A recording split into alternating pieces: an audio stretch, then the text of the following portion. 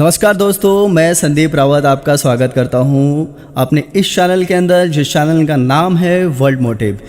दोस्तों, आज हम जिस टॉपिक के ऊपर बात करने जा रहे हैं वो है जीवन में हम जैसे भी हैं वो हमारा खुद का डिसीजन होता है। हम अपने जीवन में आगे बढ़ने के लिए तथा सफलता प्राप्त करने के लिए बहुत से ऐसे डिसीजन लेना होता है।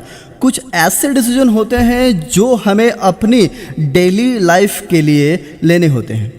कुछ डिसीजंस जिससे हमारे आने वाले निकट भविष्य प्रभावित होता है, लेकिन हमें अपने ऐसे भी डिसीजन लेने होते हैं जिससे हमारा पूरा जीवन प्रभावित होता है। आज हम जो भी हैं, चाहे सफल हों या असफल हों, यह हमारे द्वारा अतीत में लिया हुआ डिसीजन का परिणाम होता है। यदि आज कोई सफल है तो उसका मतलब यह है कि उसने पास्ट में कोई ऐसा डिसीजन बनाया होगा, तब वो आज जाके एक सफल इंसान बन पाया है।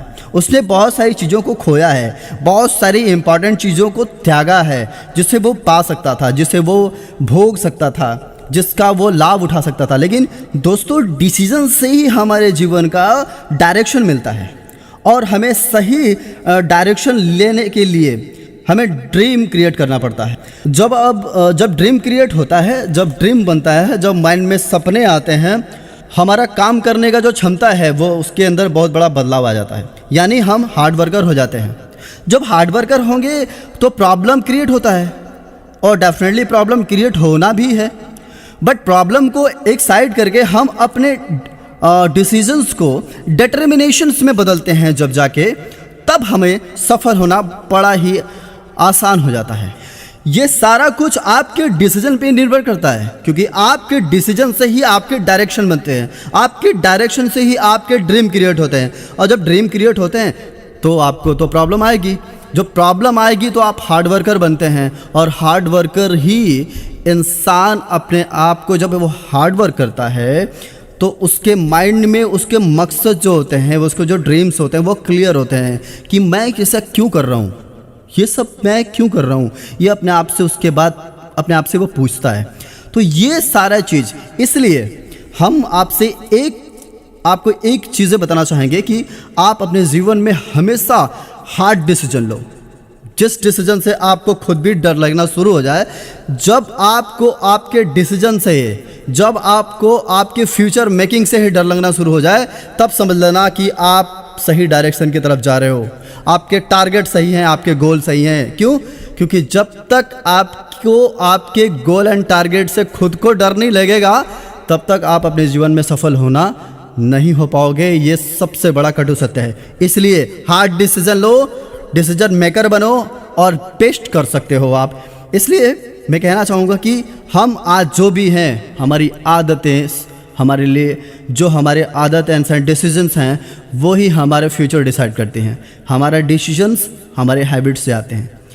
इसलिए हम अपने आप को जो आंकने का मंत्र है वो सिर्फ और सिर्फ आपके डिसीजंस और आपके हैबिट्स के ऊपर है।